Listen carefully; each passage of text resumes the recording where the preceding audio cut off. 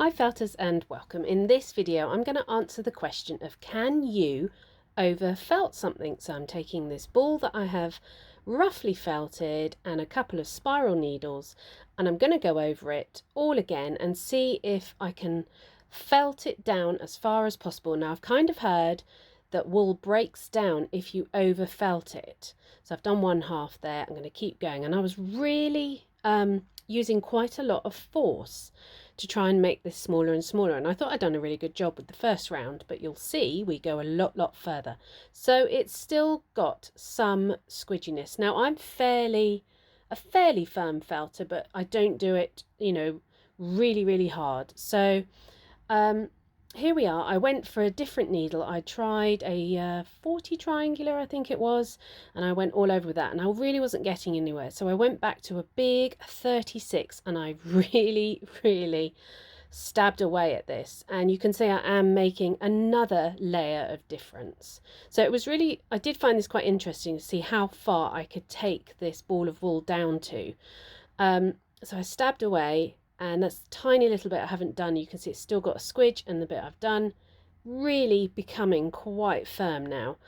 And then I went back to the 40 triangular, I think it was, and I went over again, and this was getting quite late at night, and I have to admit this was really hurting my arm and my hand. So I left it for the night and came back the next day with a much better idea. Let's use my needle felting machine, which I've got a full review on. I'll list that at the end. And this is much better. So let's attack this ball properly and try and over felt it. So I've heard, like I said, that the wool breaks down and it then sort of falls apart. And actually, when I started using this, I was really cautious at first because it was so hard. I didn't want to snap a needle, but the machine was very good. And I think I've just got the 40 triangular in it, and you can see here we're really breaking it down now, and it looks very bumpy, very irregular. I kind of think you could get to this stage and you can't save it. So I would stop every now and again and just have a little scratch at the surface to see if it was falling apart and breaking down, and it still wasn't. So, but you can see how much I've taken. It's, you only took one side in the end, right down. You could literally end up with next to nothing if you carried on felting an item.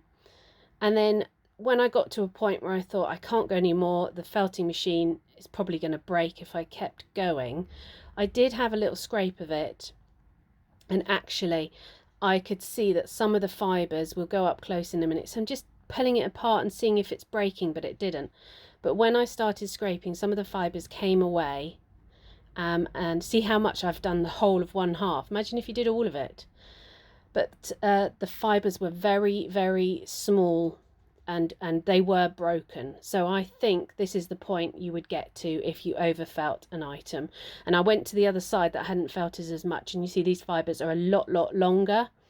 There we go, you can pull them out and there's still fibres that we know, whereas the other side, they were tiny little things. So, can you overfelt an item? Yes, you can, but it's very difficult. Thanks for watching.